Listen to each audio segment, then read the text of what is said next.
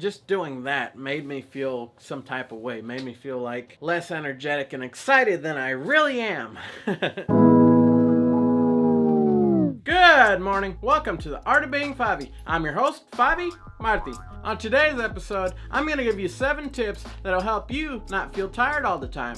The first tip that I want to give you today is turn off your screens right before bed. Now, I know this might sound ridiculous, it might sound sacrilegious, it might sound crazy that I would suggest turning off your phone, turning off your tablet. In this day and age, we're so stuck and glued to our phones that it's almost incomprehensible for us to be like, okay, I'm gonna turn off my phone. But here's the thing, in order for you to feel rejuvenated, relaxed, energetic each and every morning and ready to go, you need to relax. You need to relax your body. And unfortunately, it's one of those things where we just kind of ramp up our brains right before we go to bed, looking at all kinds of things that really in the grand scheme of things don't matter. So while it might seem a little hard, it might seem like you just can't live without your phone, trust me, believe me, if you do these tips, it'll help you become more energetic. Not only more energetic, it'll help you become more efficient throughout the day. It'll help you be able to focus on 20 different things throughout the day rather than feeling sluggish all the time.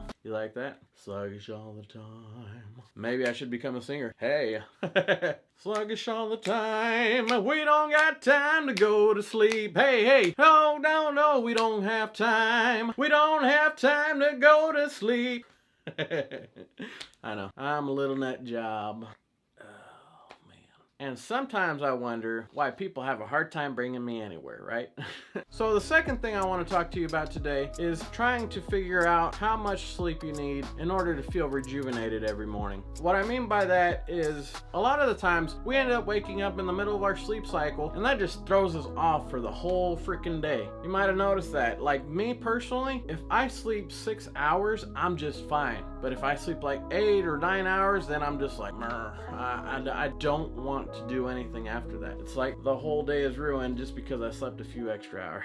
So yeah, basically you just want to try to take note of roughly how much time you're sleeping. Just kind of write it down before you go to bed, roughly what time you're going to bed. And it doesn't have to be exactly spot on. It's one of those things that you can work on and adjust over time. But if you take note of roughly when you're going to sleep and when you're waking up and feeling the most rejuvenated, then you can take that time frame and just kind of adjust it to whenever you need to go to bed and when you need to wake up. The third tip I want to give you today is something that I've personally struggled with throughout the years, and that's eating healthy and drinking plenty of water. Now, I've gone periods of time where I've eaten really healthy and worked out and been in the best shape of my life. Obviously, right now, I've kind of shied away from that for a little period of time. But on a serious note, I'm gonna make a commitment to get into the best shape of my life. And maybe you'll start seeing the results within the next few months. I don't know. We'll find out. If at all possible, go ahead and keep me accountable. Be like, Favi, you're looking a little bit chubbier than normal. What's going on with that? Are you eating right? Are you working out?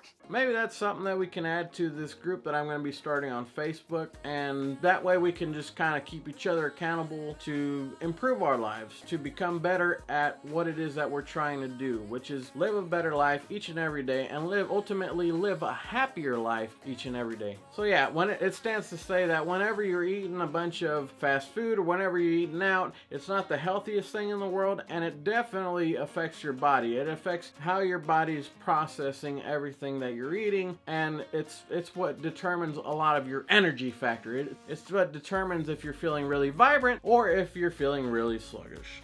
The fourth thing I want to talk to you today about is getting out in the sun. Now, whenever you're not in the sun, especially people that work inside of an office setting or work inside of a building all day, you don't get as much sunlight, therefore your body doesn't produce as much vitamin D. Now, vitamin D helps out with a lot of beautiful benefits, such as having stronger bones, reducing the risk of Alzheimer's, reducing the risk of diabetes, but it also helps your immune system, and it reduces your risk of depression. A lot of people get seasonal sickness and that kind of stuff because they don't have enough sunlight, especially in the wintertime. So you might want to take some supplements if you really need them. Ultimately, it's one of those things that your body needs, and it'll help you get in motion. The fifth thing I want to talk to you about today is getting yourself in state. Now, you might be wondering, Favi, what does that even mean? How do I get in state? Am I working for the Department of State? Am I doing, what does that even mean? Now I'm going to give you a brief example of it, but if you want a full-on explanation, it'll be somewhere in a link up here. I did a video about it some period of time ago, but the audio might not be the best. It was before I got my newer microphone, and it might be a little bit staticky, but hopefully you'll find some value in it. But basically, you're using your body to make your mind feel a certain way. Now you might be thinking, this sounds like a bunch of BS. And while I might have agreed with you before, I can show you a quick example of what it is exactly that I mean. So, if you think about somebody that's sad and depressed, what does their body language look like? How do they look to you? You might be thinking, well, they might be slumped over a little bit and just kind of closed off, and they might be talking like they don't have much confidence in themselves. Just doing that made me feel some type of way, made me feel like less energetic and excited than I really am. Don't get me wrong, I'm not the most energetic person in the world, but I can definitely get myself there. A good tip is to think of a time when you felt really energetic or when you felt really excited about something, and then just kind of think about it, what you were doing, how your body was postured, what were you thinking about during the moment, and just kind of try to put yourself back into that rhythm of things, if you will. If you're finding it a little bit difficult to visualize and get yourself into that same motion, whether you're feeling upset, depressed, a little bit sad, a little bit down on yourself, then what you want to do is maybe just find some music that gets you pumped and excited and ready to go. The sixth thing I want to talk to you about is seeking professional help. I'm not a doctor, I'm not a psychologist, but a good doctor will be able to tell you whether there's something wrong in your levels of whatever hormones, or maybe if you're deficient in a certain vitamin or something like that. And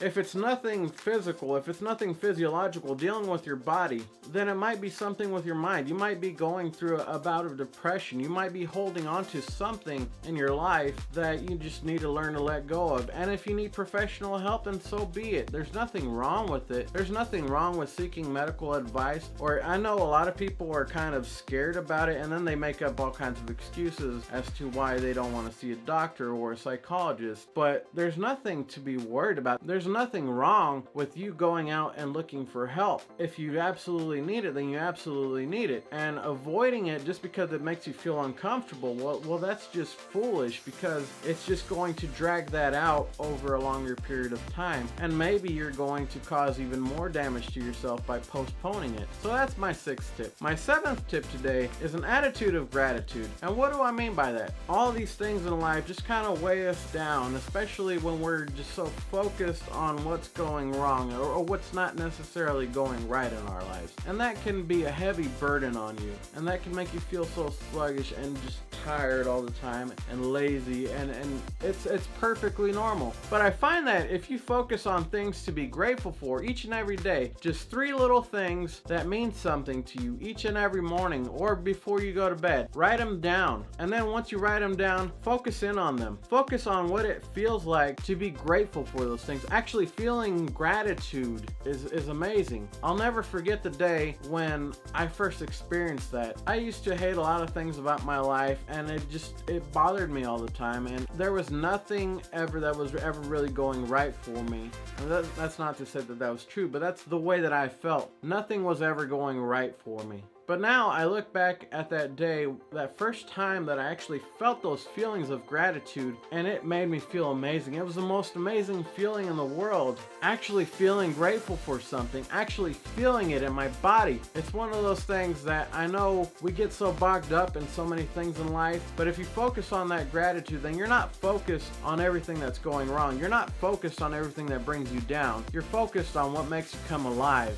So I hope these 7 quick tips help you on your journey. If you know any other tips, go ahead and write them down in the comment section. I'd love to hear new perspectives on different things. And it's one of those things where I feel that if we work together, we can overcome so many more things than if we just try to work alone. If you found this video helpful at all, please share it with somebody else. I'd love to help as many people out as I can. And if you don't know anybody else who you can share it with, go ahead and give this a thumbs up or up.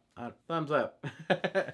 That'll basically tell YouTube that this video is important, that it'll get to more people. And if you like this kind of content, go ahead and subscribe to the channel. By the way, stay tuned for the outtakes. And if you think that's kind of like a fun new little angle, go ahead and let me know. If you think I should just take them out completely because I should embody perfection, which I do feel like I am sometimes, then go ahead and let me know that as well. I can't even keep a straight face saying that. But yeah, on that note, I'll catch you guys later. Have a good week.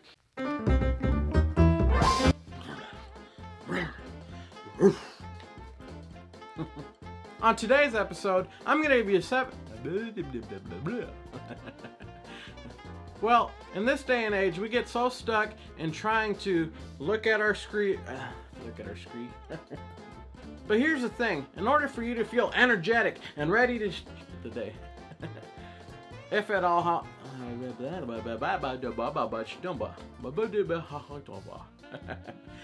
the fourth thing I want to talk to you to, the fourth thing, I